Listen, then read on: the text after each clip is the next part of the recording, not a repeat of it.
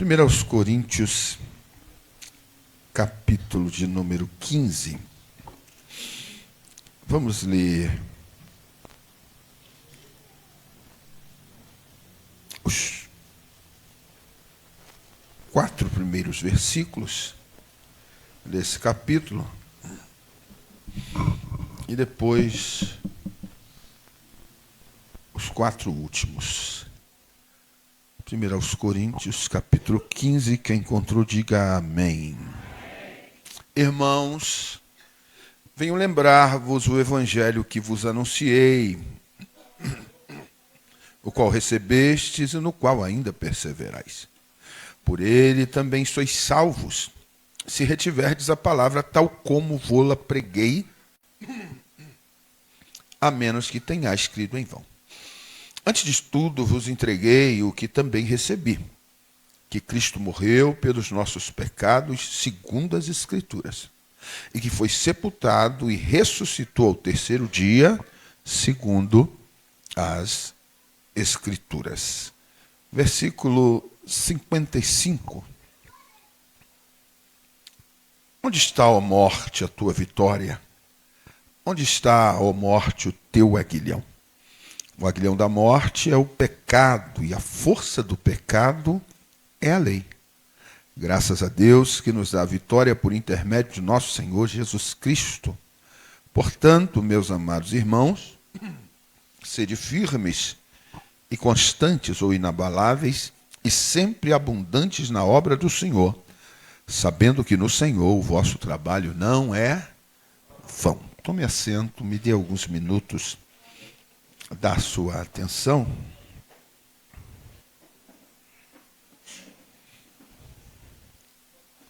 Alguém certo dia disse que a única certeza que os homens têm é de que vão morrer.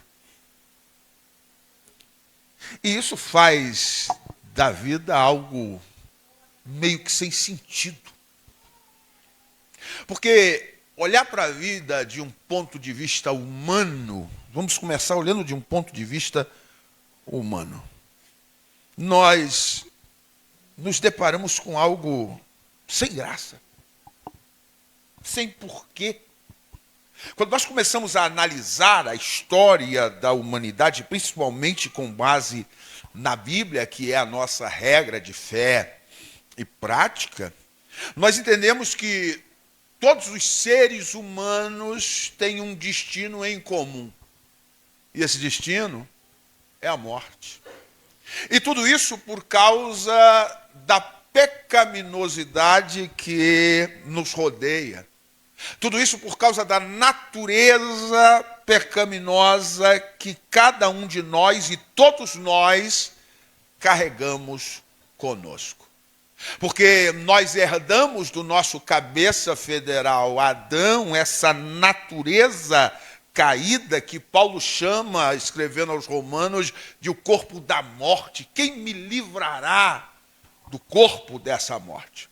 Parece que a gente já nasce com um peso que vai nos fazendo apodrecer. Quando Paulo fala de corpo da morte, ele está usando da figura de algo feito pelos romanos para matar alguém de forma menos rápida, que era amarrar, atrelar a essa pessoa o corpo de um morto, e com o passar do tempo, os vermes desse corpo iam matando a pessoa em vida. Parece que a gente já nasce com o corpo da morte atrelado a gente. E a vida, como disse Salomão, no melhor dos seus dias é canseira e enfado. O sábio Salomão chegou à conclusão de que tudo é vaidade, tudo é coisa sem valor, tudo é coisa sem sentido. Preste bastante atenção, por favor. Tudo é coisa passageira. E a realidade, não esqueça que eu estou olhando com vocês de um prisma meramente humano. E a realidade é que não tem sentido nenhum. Você levanta aí, o pessoal aqui de Teresópolis, muitos trabalham na lavoura, então levantam 3, 4 da manhã e trabalham pesado e ralam o dia todo, um frio terrível. E isso todos os dias, para chegar no fim do mês ganhar um salário que nem dá para viver direito. E a vida vai se processando e não tem o que fazer. A gente tenta sobreviver, a gente tenta viver da melhor forma possível e os anos vão passando e passa rápido. Já tem 10 anos que Gabriel e Lucas estão na liderança da mocidade. Eu vim aqui, acho que já tem mais de 10 anos então. Eu já estou com 54. Daqui a 6 anos eu entro no que estão chamando de melhor idade. Discordo, melhor idade é 18 anos, irmão. Melhor idade como? O peso do corpo já está difícil de carregar. Já não há mais o vigor que se tinha antigamente. A visão já se acabou, é preciso usar óculos. Medicamentos diários tomam conta da nossa vida porque a pressão alta começa a aparecer. E não adianta alguém vir dizer para mim que isso é demônio, porque servo de Deus não tem lugar para demônio em sua vida. Isso é a deterioração natural da natureza humana, que é carregada pelo erro, pelo pecado, pela natureza carnal. A verdade é que todos nós vamos envelhecer. A verdade é que todos nós estamos indo pelo caminho que Josué e Davi chamaram de o caminho de toda a terra. É a morte, é o cemitério. E aí, com o passar dos tempos e dos dias, a gente começa a perder a esperança. Lutar para quê? Trabalhar para quê? Se dedicar para quê? No final eu morro e tudo isso fica aí, Salomão disse, e eu nem sei quem vai desfrutar daquilo que eu deixei. Eu nem sei se a pessoa vai ter o senso de usar de forma correta o que eu acabei construindo. E há pelo caminho de toda a terra, porque todos eles têm medo de passar pela morte. Mas aí entra o Evangelho. Aí entra o projeto de Deus. Aí entra a boa nova de Deus para os seres humanos. E dentro da boa nova divina, eu vou tentar explicar isso de uma forma que dê para todos compreenderem, sem usar de teologias, mas para a gente compreender, dentro daquilo que é o projeto divino, Deus diz assim: vocês não prestam. Espera aí, pastor, o que é isso? Presta mesmo não. Não presta não. É só ler Romanos capítulo 3, até o versículo 10. Não há quem procure, não há quem faça o bem. Todos se extraviaram a uma. A garganta é como um sepulcro aberto. Ninguém busca a Deus. Ninguém quer saber do que é bom. O homem, na sua natureza carnal e pecaminosa, sem Jesus, ninguém presta para nada. Por quê? Porque todos nós acabamos carcomidos pelo pecado. Ora, se nós temos o Espírito Santo, participamos de algo maravilhoso como acabamos de participar agora, e a gente acaba não vigiando e peca e erra e fala o que não deve, faz o que não deve, vai aonde não deve. Imagine os homens que não conhecem o plano da salvação, o que é que eles não fazem, as ocultas, hoje fazem as claras, ou seja, ninguém presta. Mas Deus disse: mas eu preparei um plano para mudar essa história. Eu deveria matar todos vocês, porque Ele é justo. E ser justo é dar a cada um aquilo que tem a ver com as suas obras. Então deveria começar por mim. E Deus deveria matar todos os seres humanos. E ninguém escaparia. Mas Ele disse: mas eu sou bom. Eu sou amor, eu sou misericordioso, e eu vou mostrar a vocês a minha graça. Mas tem uma coisa, e eu sempre pergunto isso por onde passo, e a maioria das pessoas acabam respondendo errado, porque eu pergunto: Deus podia me perdoar? Aí todo mundo: podia. Não, não podia. Um juiz pode perdoar um estuprador que estuprou uma criança de 5 anos de idade? Pode estuprar um bandido que assassinou um pai de família? Não, e se ele o fizer, nós vamos gritar, injusto. Nós gritamos injustiça quando ele dá aí 15 anos, 10 anos, nós dizemos, é uma pena injusta, porque a pessoa matou. Agora imagine o Deus Santo Todo-Poderoso olhando para pecadores, aleluia, se ele ia perdoar. Não, ele é justo, e a justiça dele dizia assim, mata e lança no inferno, dê a eles a paga pelo pecado que eles cometeram e pela natureza que está neles. Deus não podia nos perdoar, mas ele é Deus, não podia, justamente porque é Deus. E justamente porque justiça é a base do trono dele. Mas ele resolveu. Ele quis perdoar. E para perdoar, ele teve que doar o bem mais precioso. O seu filho amado. O plano é divino, mas é difícil. Porque quem daria um filho aqui para me salvar do inferno? Olhe para mim, olhe para mim, olhe para mim. Quem daria um filho aqui para me livrar da morte? Quem daria um filho aqui para me livrar da perdição eterna? Ainda bem que a minha vida não estava na mão de vocês, e nem a de vocês na minha mão, mas a nossa eternidade estava na mão do Deus Todo-Poderoso, Criador dos céus e da terra. Esse Deus Todo-Poderoso, então, cria um plano, e nesse plano, o filho vai ter que morrer. Para quê? Para que eu não precise morrer. E aí ele pega os meus pecados, os seus pecados. De repente a maioria de vocês aqui foram criados no Evangelho. Quem foi criado no Evangelho aqui? Quem foi? Levanta a mão. Isso é bom demais, né? Quem não foi? Quem não foi? Quem aqui bebeu? Tua cachaçada estava toda no ombro de Jesus. Quem aqui fumou? Teu vício de cigarro estava todo lá. Quem aqui se prostituiu? Não precisa ficar com vergonha, não. Deus sabe tudo. Nossa prostituição estava lá.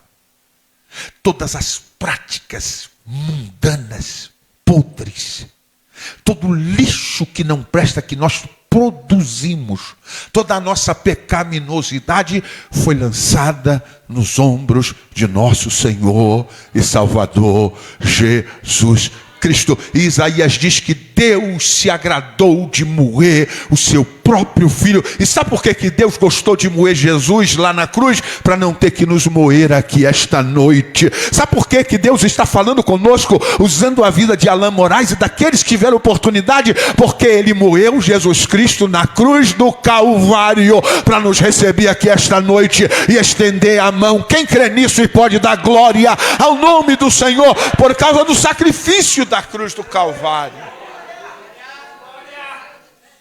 O preço foi altíssimo, mas foi pago. Agora, se Jesus apenas morresse,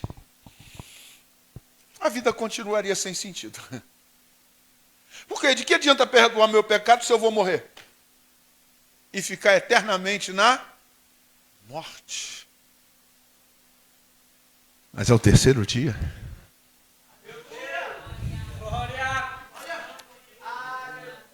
Lá vão as mulheres, prepararam tudo aquilo que era necessário, a fim de alguma forma, melhorar a situação do corpo. Não puderam fazer isso no dia da morte, porque teve início o Shabat e elas não podiam trabalhar. Mas levaram as especiarias, iam lavar o corpo, perfumá-lo, iam envolvê-lo em lençóis e deixar lá. Mas quando elas chegam, elas percebem que a pedra foi removida. O desespero toma conta onde colocaram. E 2 anjos dizem: por que é que vocês procuram entre os mortos aquele que está vivo?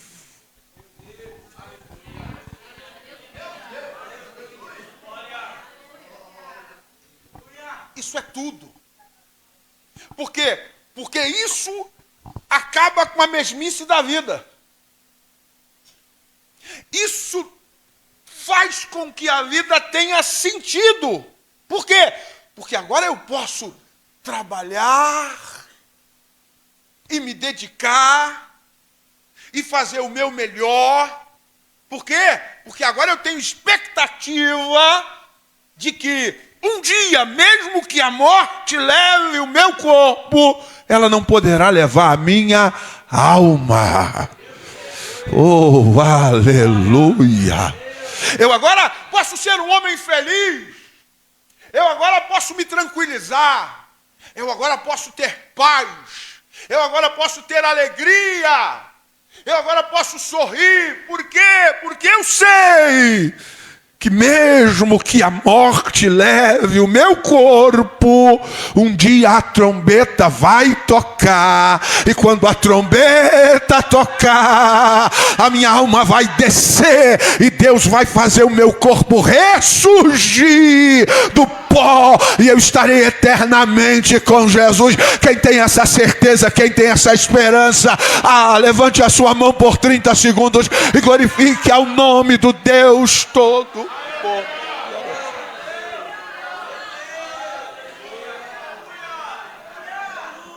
Então, agora eu posso trabalhar 10 anos na frente de uma mocidade.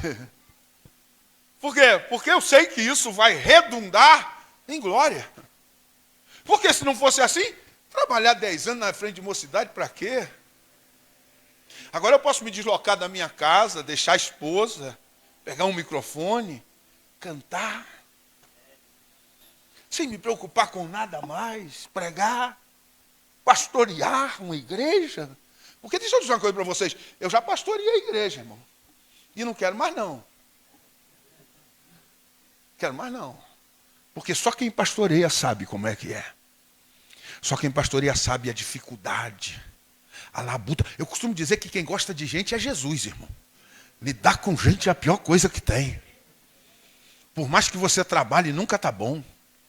Por mais que você faça, nunca estão satisfeitos. Reclamam de tudo, falam de tudo, murmuram de tudo.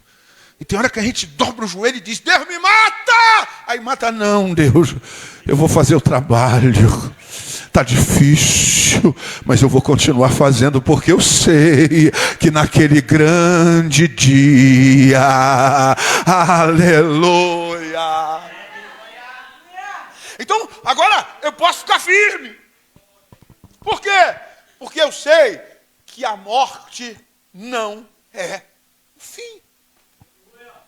Agora eu sei que depois daqui há uma vida eterna. Agora eu sei que há recompensa. É por isso que eu não peço 20 mil para pregar. Primeira, que eu não tenho capacidade para isso. E segunda, que eu quero receber galardão quando eu chegar no céu. Não, uma coisa é me abençoarem, outra coisa é eu impor alguma coisa. Se eu impuser alguma coisa, eu já recebi meu galardão aqui na terra. Não, e galardão para mim não é dinheiro, irmão. Dinheiro é necessidade para poder sustentar a minha casa. Galardão vem do céu, galardão vem do céu. Se você pensa que o dinheiro vai fazer de mim feliz, eu quero é o galardão que vem de Jesus. Eu quero é ver Jesus dizer: servo bom e fiel, foste fiel no pouco, sobre o muito eu te colocarei. Aleluia. Agora eu posso me esforçar, depois de um dia de trabalho, como a maioria de vocês vivem aqui, e chegar em casa cansado, arrebentado, extenuado, o corpo pedindo cama, mas mas entrar no chuveiro, tomar um banho, colocar um terno, colocar uma roupa, um vestido, os olhos quase fechando, mas para onde você vai? Eu vou para a casa de Deus, eu vou adorar, eu vou glorificar. Por quê? Porque eu tenho a certeza que há um Deus eterno ouvindo o louvor da sua igreja. Eu tenho a certeza que um dia nós estaremos na glória, cantando num grande coral e glorificando o nome dele.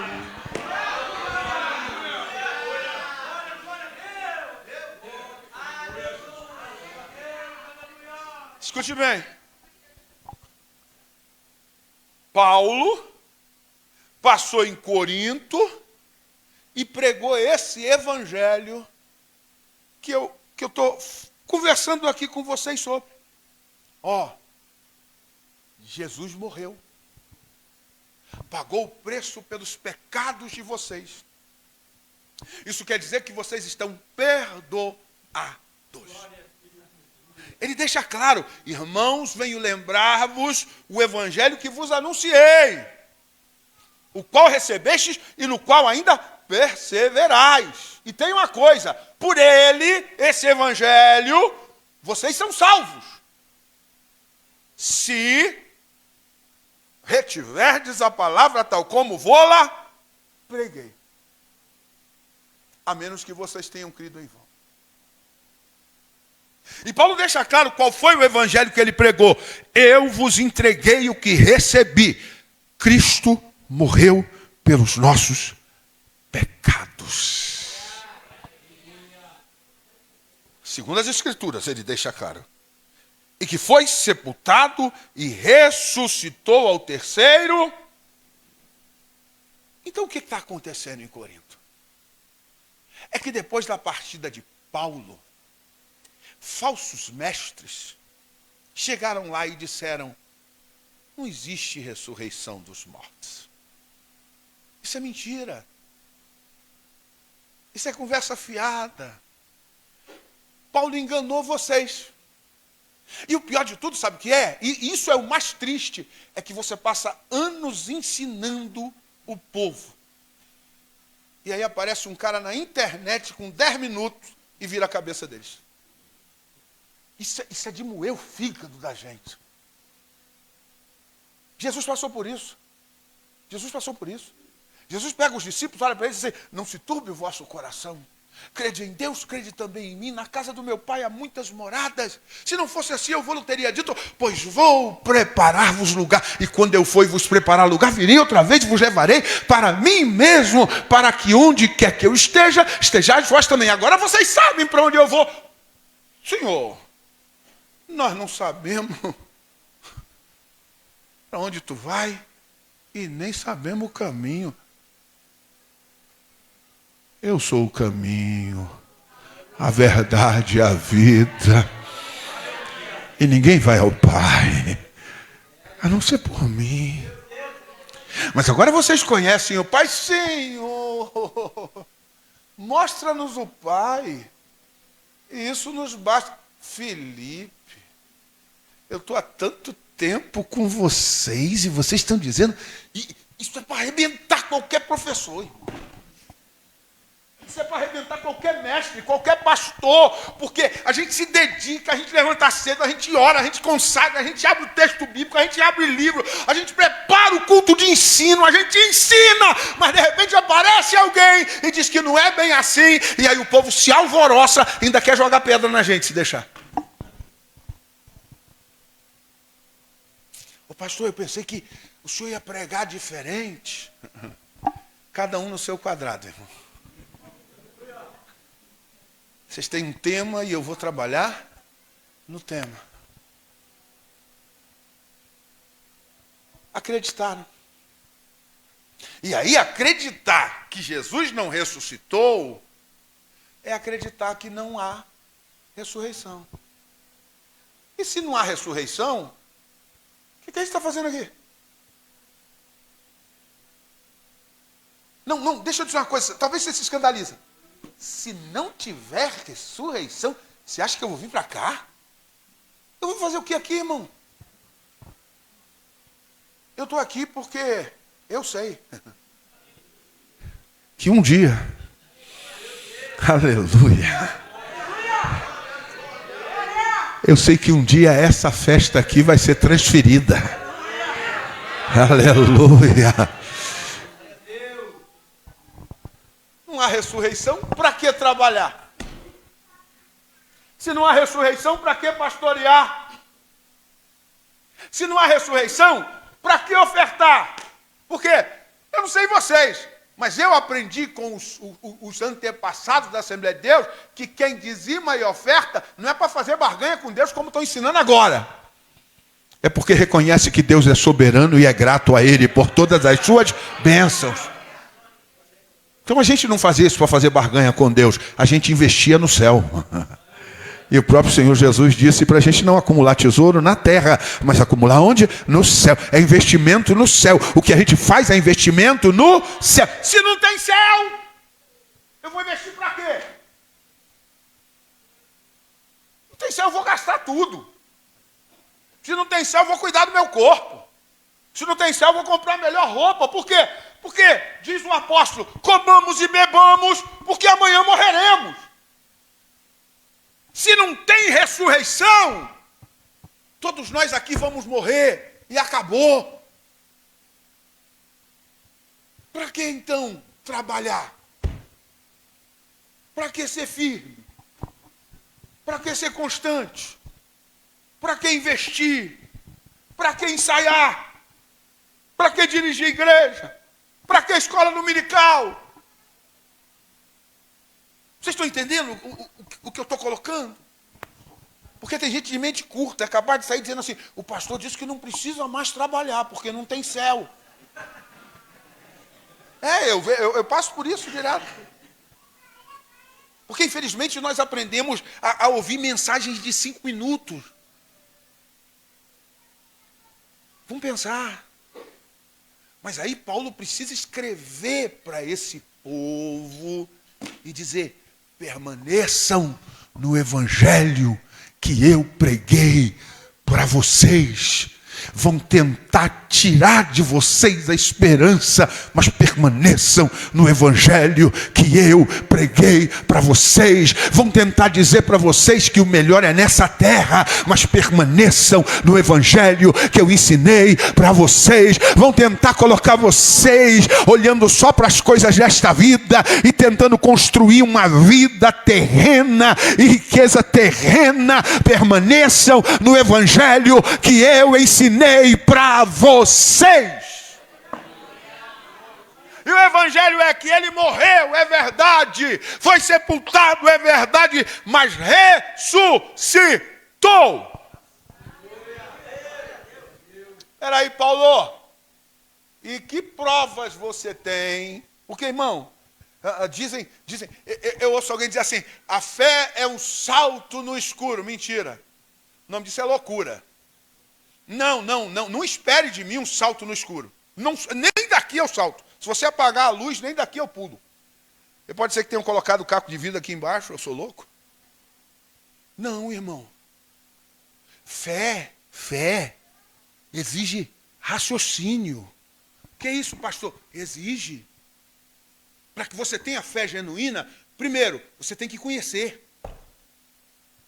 E como é que você conhece? Ouvindo. Lendo, estudando a respeito. E aí você ouve o evangelho. Segunda coisa, você tem que entender. Porque não adianta só ouvir, ler e não entender. É por isso que Deus nos deu intelecto. Tem muita gente na igreja desesperada, porque não entende. Tem muita gente na igreja depressiva, não estou falando de depressão como a doença que existe e precisa de tratamento psicológico. Eu estou dizendo depressiva por causa de tristeza, de amargura, perdeu a esperança, não consegue mais vislumbrar as coisas espirituais, as promessas de Deus. Aí fica depressiva. Por quê? Porque não entendeu. Uma fé genuína demanda conhecimento, entendimento e aceitação. Opa, disseram para mim que Jesus morreu para perdoar os meus pecados e que se eu crer nele, eu tenho a vida eterna. Ouvi, entendi e disse: eu quero esse negócio, aceitei. É por isso que eu estou aqui pregando essa noite, porque eu creio na vida eterna em nosso Senhor Jesus Cristo. Então, ô Paulo, como é que tu prova isso? Pastor, tem prova? Tem. Irmão, isso aqui é um documento. Isso aqui é um documento digno de toda confiança. Paulo, como é que você prova isso? Ele diz: ele apareceu para Pedro. O que a lei diz? Pela boca de 2 ou 3 testemunhas, toda a verdade será confirmada. Vamos ver então? Apareceu para Pedro. E depois, aos 12. Se pela boca de 2 ou 3 toda a verdade será confirmada, já tem 12. Mas depois foi visto por mais de 500 irmãos de uma só, já tem 512. Dos quais a maioria ainda sobrevive, porém alguns já dormem, já morreram. Depois foi visto por Tiago, mais tarde por todos os apóstolos e, afinal, depois de todos, foi visto também por mim. Ou seja, a prova que eu tenho de que ele ressuscitou é que mais de 500 pessoas viram e no final ele apareceu para mim. Eu vi Jesus ressuscitar. Eu não vi, Demétrios Costa Pires, eu não vi, mas o testemunho dessas mais de 500 pessoas na palavra de Deus é suficiente. É por isso que eu não paro, é por isso que eu não desanimo, é por isso que eu não deixo. Às vezes a cabeça quer baixar, mas o Espírito de Deus, como hoje aqui, vem e diz assim: ei, saudade daquele tempo, saudade daquele momento, foi eu que te instruí. Ele diz: levanta a cabeça, volta à prática das primeiras obras, volta a ser como era, continue firme, continue constante, continue abundante.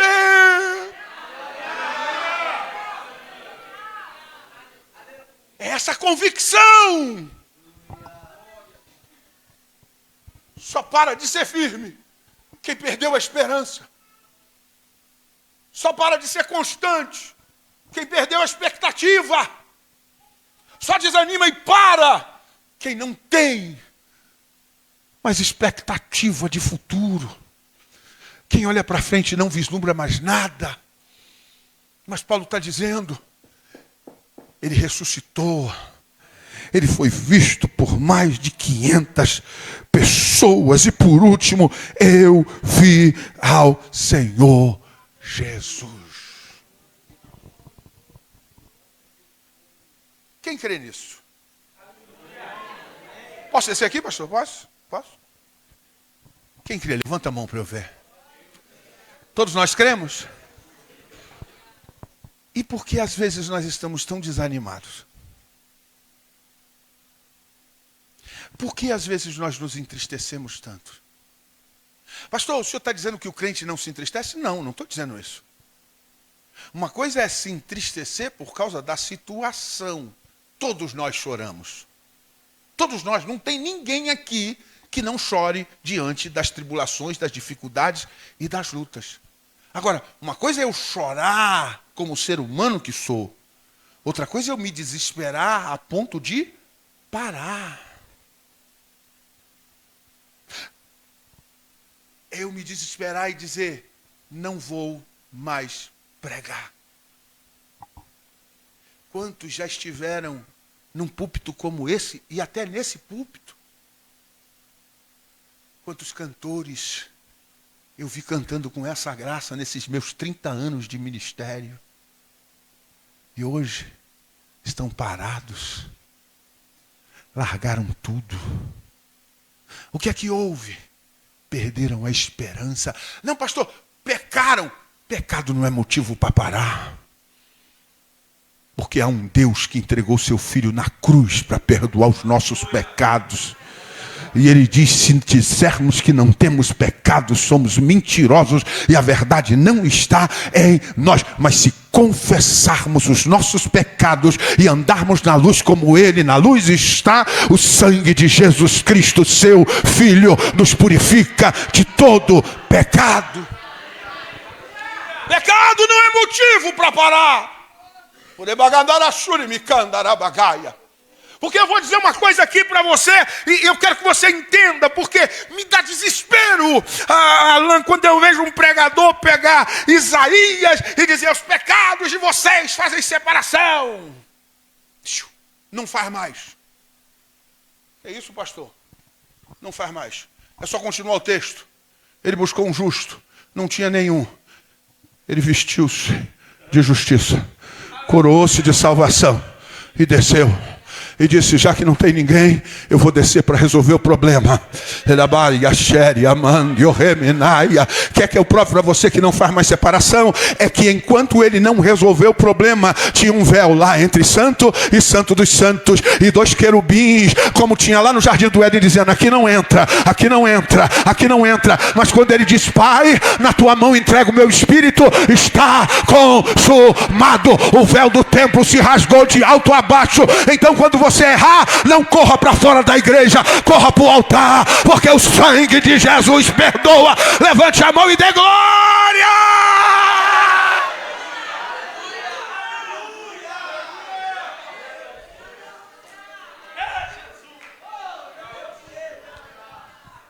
O problema então não é o pecado, porque se nos arrependermos, confessarmos e deixarmos, ele nos perdoa. O problema, irmão, é que nós estamos perdendo a esperança de vida eterna.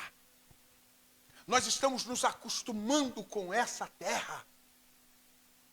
De uns 30 anos para cá, começaram a pregar de uma forma que fizeram o nosso olhar voltar para cá. E o nosso desespero está todo nas coisas que procuramos nesta vida. Não troquei o carro. Estou triste, estou amargurado, porque o fulano trocou, mas eu não troquei. Não vou mais fazer a obra, não vou mais dar dízimo. Tu dá dízimo para ter carro, é? Eu pensei que era porque tu amava a obra de Deus. Não precisa dar dízimo para ter carro, não. É só ir na concessionária com o nome limpo, tirar o carro e pagar em dia. Acabou, meu irmão.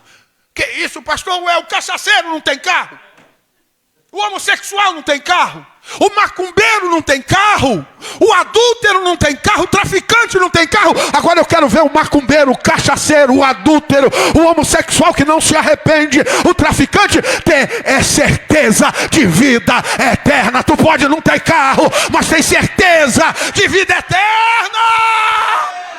Eu não trabalho por causa de carro. Hoje eu tenho um carrinho ali fora, mas eu peguei muito ônibus, e quem me conhece aqui sabe, eu saía de Volta Redonda de ônibus, parava na rodoviária de Teresópolis de ônibus, alguém ia me buscar lá fora. Eu não sou crente porque eu estou em hotel, ou me botam em hotel, porque eu cansei de dormir na casa de irmãos e nunca reclamei da vida. Eu sou crente é porque Jesus me salvou e me deu garantia de vida eterna.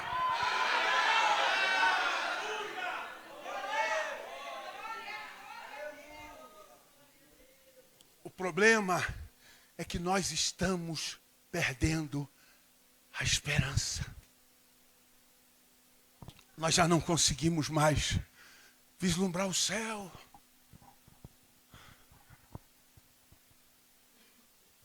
Hoje eu chego no guarda-roupa, e isso é fruto de profecia lá. Quando eu voltei para Jesus das drogas, o profeta disse assim: vai ter dia que você vai abrir o guarda-roupa e procurar qual terno, qual camisa, qual gravata. Porque naquela época eu tinha uma calça jeans velha, 2 camisas, mas não deixava de ir para a igreja. E tem hoje gente que tem tudo e não quer adorar o Deus Todo-Poderoso.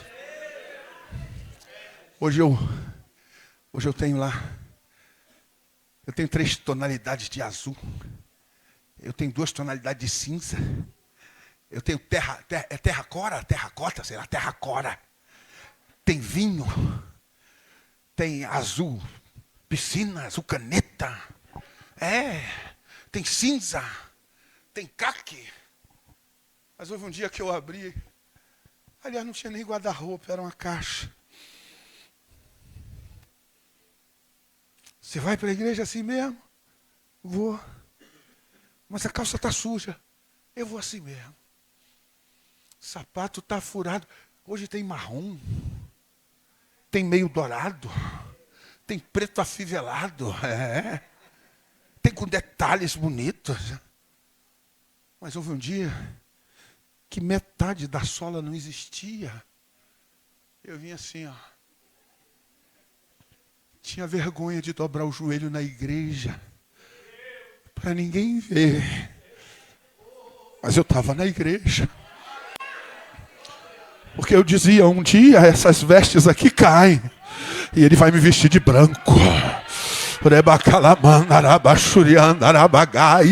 Ele vai me vestir de branco, ele vai me vestir de branco. Hoje as pessoas têm tudo em casa, mas não querem servir ao Senhor, não querem adorar o Senhor, não querem estar na escola dominical. Antigamente as pessoas andavam 3 horas para chegar num culto, 3 horas para ir, 3 horas para voltar. Hoje elas moram do lado da igreja, tem um carro na garagem, chega atrasada na igreja, não quer trabalhar, não quer agir na igreja. O problema não é pecado, o problema não é falta de roupa, o problema não é falta de dinheiro, não é falta de carro, é que se perdeu a esperança.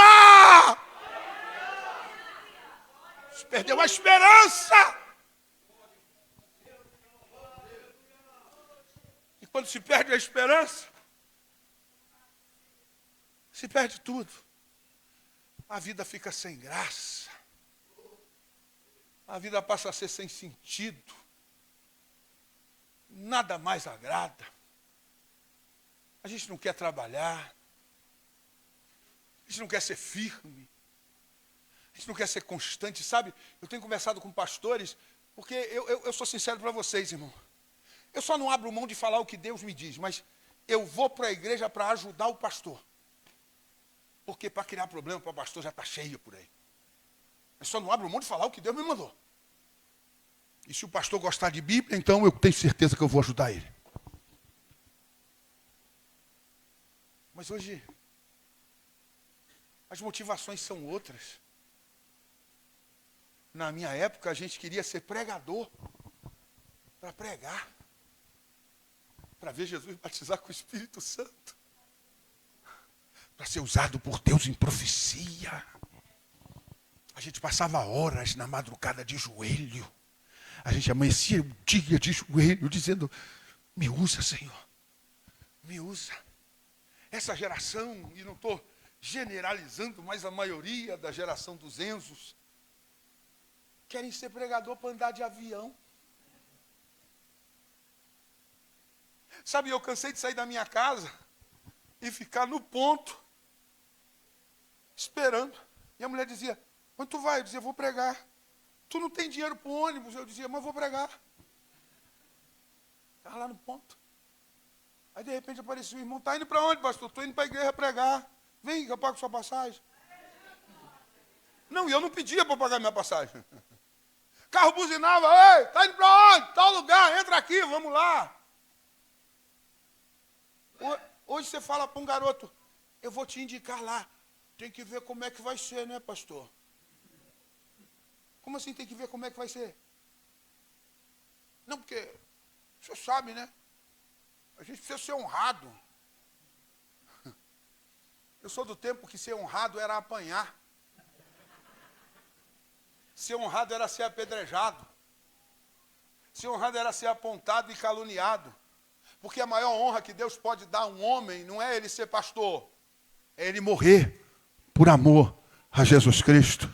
Depois em casa, abra 5:41 de Atos, os apóstolos acabaram de ser açoitados e saíram exultantes matando. Por quê, pastor? Por terem sido achados dignos de sofrer pelo nome de Jesus. Honra de verdade não é roupa nova e nem perfume de R$1.000. Honra de verdade é alguém olhar pra gente, maltratar a gente, maldizer a gente, apedrejar a gente, porque Jesus diz: bem-aventurados sois vós, quando me disserem todo mal contra vós, exultai e vos alegrai, porque grande será o vosso galardão.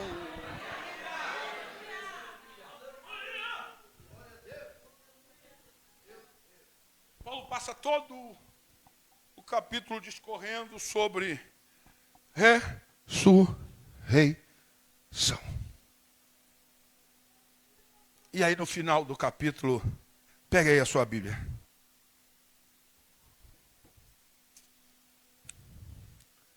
Ô pastor, mas é assim, vai ser assim, em silêncio? Silêncio, irmão, vocês não viram o que Deus estava fazendo aqui agora, ainda há pouco? Pelo amor de Deus. E tu acha que Deus foi embora? Não. Ele ainda vai fazer mais. Ele só parou um pouquinho para a gente dar uma meditada.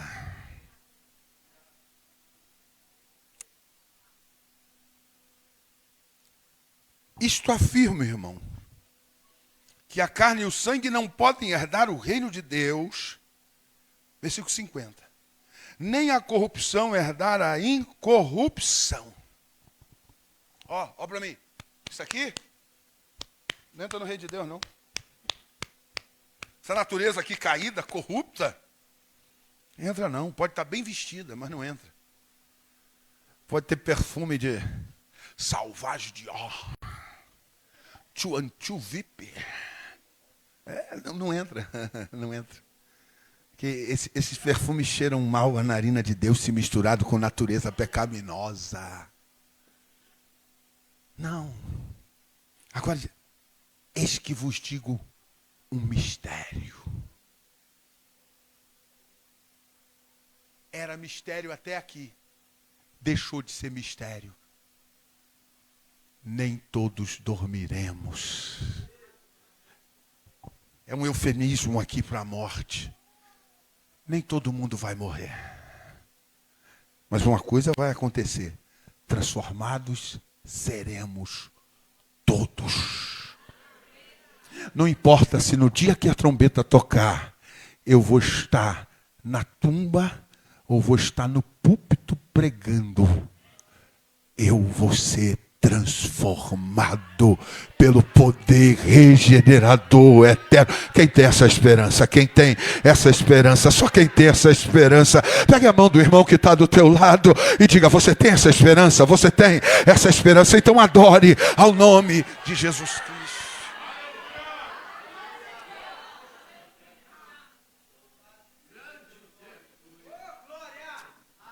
E o lindo é que num momento. Não abrir e fechar de... Olha para mim, fixamente. Pisca. Acabou. Como é que é isso? Acabou. Esse corpo mortal vai ser transformado.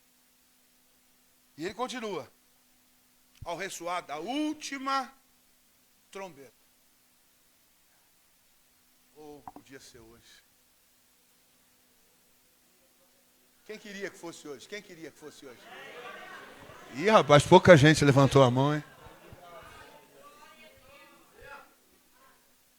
Porque tem gente que diz assim: peraí, Jesus, deixa eu me formar. Eu quero saber de formatura nada. Peraí, Jesus, deixa eu casar aqui. Deixa eu comprar meu carro. Tu vai voar, tu vai precisar de carro para quê?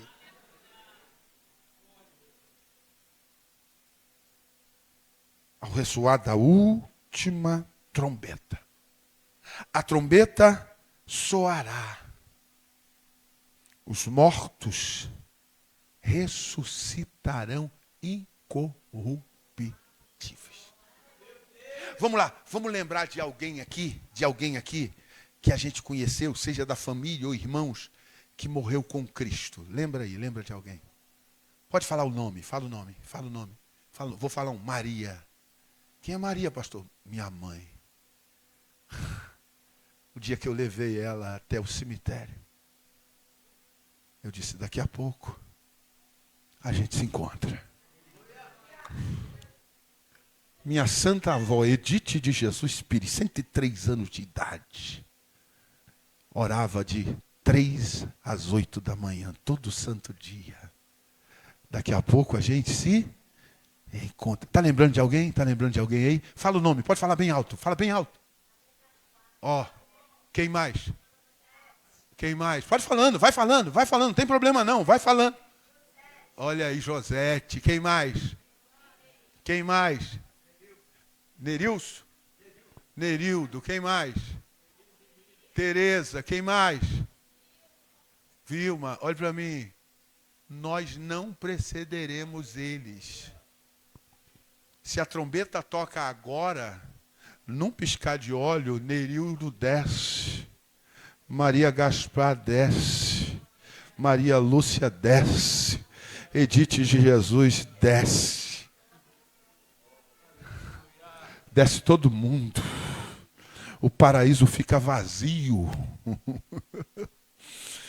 E os corpos começam a ressuscitar.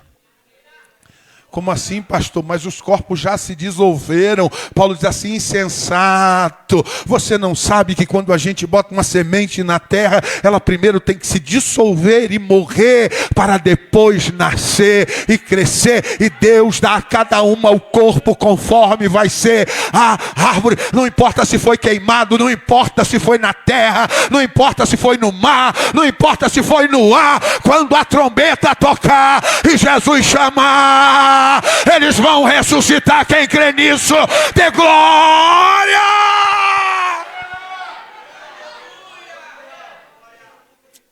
Eles vão ressuscitar.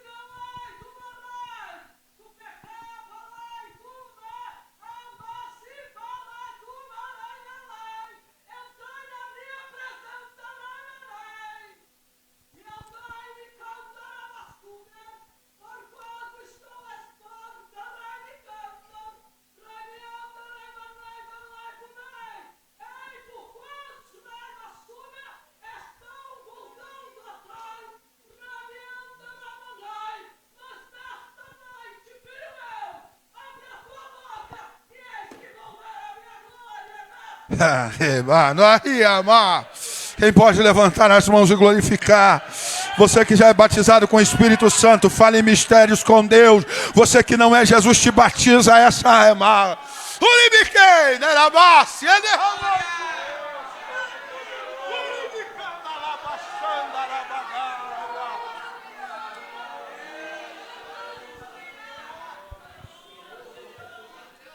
Fica de pé, eu vou concluir com você de pé.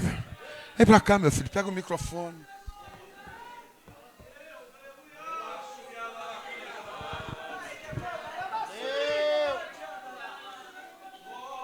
Olha pra cá pra gente concluir.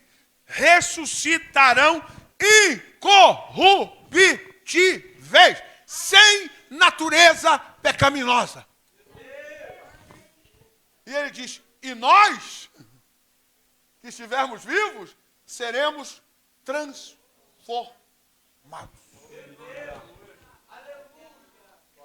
Porque é necessário que esse corpo corruptível se revista da incorruptibilidade. E que o corpo que é mortal se revista da imortalidade.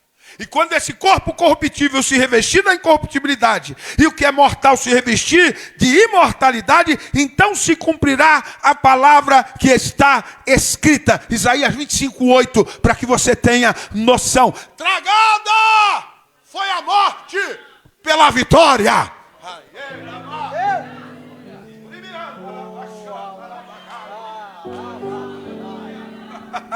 Aí tem que cantar um hino, Alain. Onde está, ó morte, a tua vitória? Onde está, ó morte, o teu aguilhão? O aguilhão da morte, o que machuca os homens, o que fere os homens, o que mata os homens, é o pecado. Mas agora os corpos são incorruptíveis. Não tem mais morte. Não tem mais pecado. E a força do pecado é a lei. Porque Paulo deixou claro: eu não saberia o que é pecado se a lei não me dissesse, não peca. O pecado tomou ocasião da lei e me matou. Mas acabou. O corpo está glorificado. Mas graças a Deus que nos dá a vitória. Por nosso Senhor e Salvador, Jesus Cristo.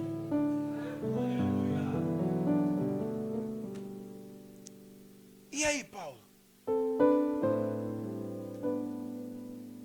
De mão dessa informação, de posse dessa certeza, seja firme.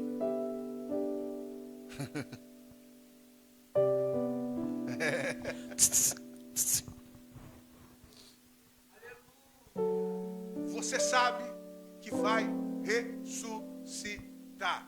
Seja firme. Você sabe que Jesus vai voltar. Seja firme. Você sabe que aqueles que morreram em Cristo voltarão com corpo incorruptível. Seja firme. E mais, constante. Não adianta ser firme hoje, capengando amanhã, firme hoje, tropeçando amanhã, firme hoje, esformingando amanhã, firme hoje, murmurando amanhã, firme hoje, querendo parar amanhã, firme hoje, entregando a congregação amanhã, firme hoje, não quer cantar amanhã, firme hoje, entregando a carteirinha de membro amanhã. É firme e constante. Constante aqui tem o sentido de inabalável. Pastor, você ouviu o que está acontecendo? O quê? Israel e Irã? Não vi nem quero ver. Irmão, eu estou esperando Jesus voltar. Os escatólogos que fiquem aí discutindo se é, se não é. Eu sei uma coisa, vai ser. Quando é, não me importa. Por quê? Porque eu sou firme e constante. Eu não estou esperando o sinal para afirmar. Eu não estou esperando profecia para ser constante. Eu não estou esperando Gog e Magog para fazer a obra de Deus. Eu não estou esperando guerra para eu tomar posição e dizer, agora eu tenho que melhorar. Não! Eu não passei 30 anos no ministério brincando, esperando que algum sinal aparecesse para eu começar a fazer alguma coisa. Não! A esperança da salvação me fez andar de cabeça erguida e ser constante no chamado que Deus me deu. Pode cair quem quiser, pode humilhar quem quiser, pode morrer quem quiser, mas a igreja de Jesus vai permanecer inabalável. Quem crê, dê glória ao nome do Senhor. Pegue a mão de quem está do seu lado e diga, seja firme, não olhe circunstâncias, não espere por ocasiões, seja firme. Você já tem a certeza, Jesus Cristo morreu, mas ressuscitou, Ele voltará, nós seremos transformados.